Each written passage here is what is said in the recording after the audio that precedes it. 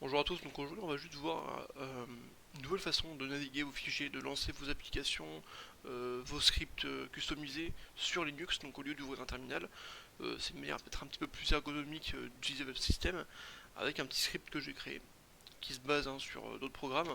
Donc c'est un script en shell qui se base sur les programmes, je sais pas si vous connaissez, mais des menus par exemple, ou alors Rovi, qui sont en fait tout simplement des interfaces qui vont pouvoir retourner certaines choses et que c'est pas très français mais bon, et que on va pouvoir récupérer l'input de l'utilisateur. Donc à partir du moment où on peut récupérer ce que l'utilisateur met dans cette interface là, voilà, donc ça par exemple, on va juste récupérer le HDN et on va pouvoir en faire ce qu'on veut, et on va pouvoir par exemple afficher ce qu'on veut du coup dans cette interface là. On peut faire ce qu'on veut à partir de ce moment-là. Non, un navigateur de fichiers par exemple. Alors là, vous voyez, si je veux aller dans CSSD1, après, je sais pas, musique, je peux y aller. Je peux donc aller back, pareil. Donc hop, là, on est directement dans le Home Directory. On peut ouvrir un fichier texte par exemple. Donc dans mon éditeur NeoVim, on peut envoyer des photos par exemple. Si je veux un tac, génial.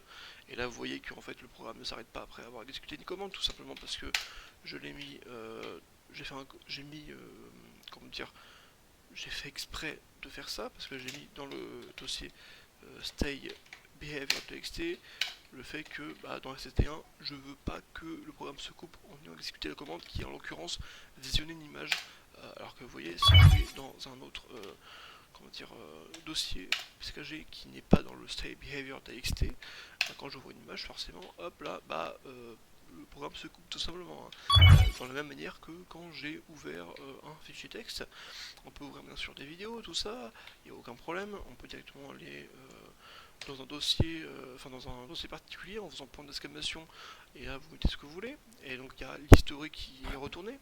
D'ailleurs, si vous mettez un dossier qui n'existe pas, il y a un bruit d'erreur, donc ça, et puis l'historique ne va pas être pollué du coup par le faux dossier que vous avez mis. Vous voyez, si je fais, si je fais ça, il n'y a pas le faux dossier que vous avez montré tout à l'heure.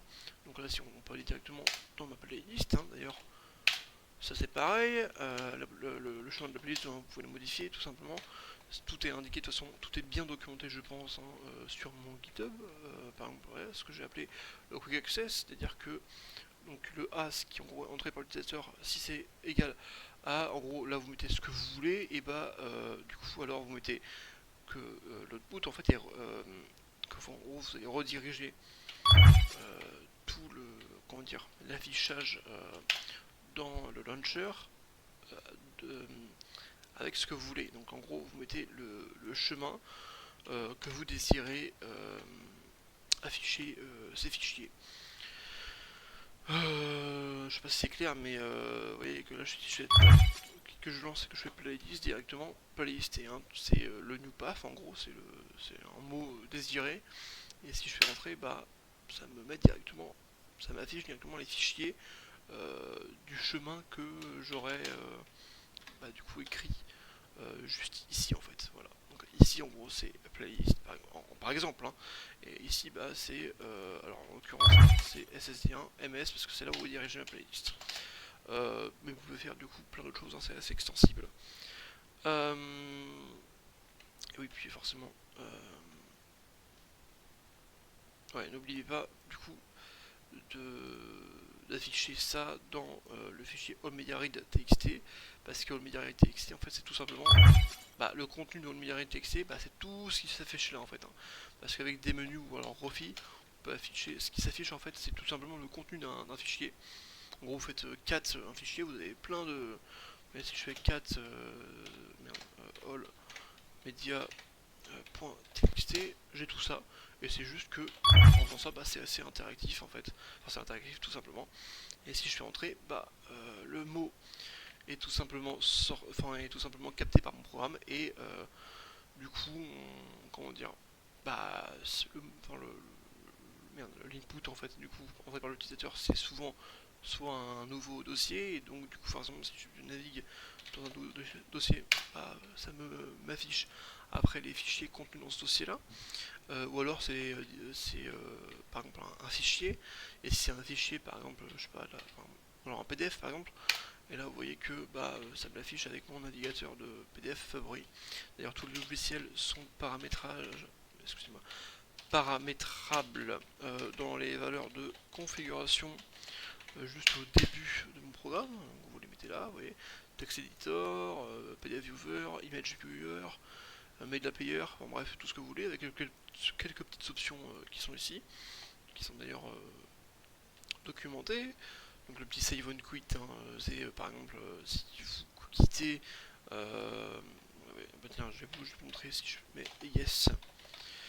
Alors attendez, donc là si je relance le programme, vous voyez que là je suis dans garbage, forcément parce que, et là que imaginez que je vais dans SSD1MS, et là que je quitte, et là que je rallume le programme, là je suis toujours dans SSD1MS.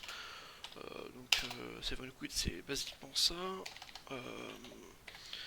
On track, qu'est-ce que c'est déjà alors, on track. Attendez, où est-ce que j'ai mis là? C'est mon programme, mais je sais même pas ce que ça fait. Alors, voilà, donc si c'est stop, intro, playlist, paf.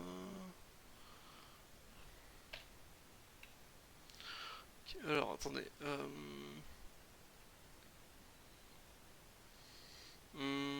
Oui, en gros, ça vous permet tout simplement que quand vous tapez stop dans le programme, par exemple pour couper une musique, en fait pareil, hein, si je vais dans le playlist par exemple, donc on va faire vite fait. Voilà, donc là stop et on track si j'ai bien mis yes. Hein. Voilà, c'est-à-dire que je garde en fait le fait d'être du coup dans le dossier de la musique. En gros, mon programme, pareil, le script ne se coupe pas après avoir joué une musique, après avoir en tout cas arrêté de jouer une musique. Sound effect, c'est juste avoir tous les sons quoi. J'ai un petit son au démarrage, pareil, hein, si je fais une petite erreur, voilà, j'ai un son, pareil, une erreur de commande. J'ai pas de son quand je fais une erreur de commande. Je vais rectifier ça tout à l'heure. Bref, en tout cas, oui, vous pouvez aussi lancer n'importe quelle application depuis, même exécuter n'importe quelle commande à partir tout simplement de ce script là. Vous faites juste les deux petits points, quoi, la petite colonne. Et là, si on veut lancer par exemple GeoGebra, on y va, quoi. Voilà, je vais lancer, enfin n'importe quoi, quoi. Vous pouvez même créer un petit fichier. Là, vous mettez le path le chemin de votre fichier, aucun problème. Mais si vous voulez créer un fichier, je vous conseille plutôt, enfin, c'est plus simple, par exemple, si vous voulez par exemple créer un fichier dans un dossier qui est très loin. Par exemple, je sais pas si je vais dans Garb, très loin entre guillemets, que je vais dans tel par exemple, et que là je veux créer un petit fichier, je fais juste étoile, touch, example.txt par exemple, et là vous voyez que si je vais dans garbage, donc dans tel, et là si je fais un L, vous voyez que là le petit example.txt il vient juste d'être créé. Hein. Si vous ne me croyez pas, bon, vous avez qu'à tester par vous-même, mais on va juste le faire quoi. Donc là vous voyez que normalement là il n'y a pas, il n'y a plus example.txt. Et si je reviens du coup dans garbage et dans tel, et que je fais mon petit du coup touch example.txt, d'accord que là on le revoit, voilà, il est juste là, il n'y a aucun problème. Alors il y a example qui est supporté, il y a mv pour renommer un fichier qui est supporté, cp qui est pour copier un fichier qui est supporté. Et puis voilà, alors je vais juste aussi, pendant que je suis, parce que là je vois que j'ai pas l'historique qui est supporté, mais je pense que je vais aussi inclure l'historique dans les commandes, dans les commandes du coup avec l'étoile faite, voilà, avec ça, parce que vous voyez que là il n'y a pas d'historique.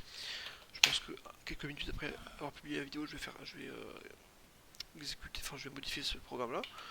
Bref, en tout cas, vous avez plein de trucs. J'espère en tout cas que cette vidéo vous aura donné des idées, peut-être aussi d'amélioration de mon script, ou alors tout simplement vous sera utile dans votre vie quotidienne sur Linux.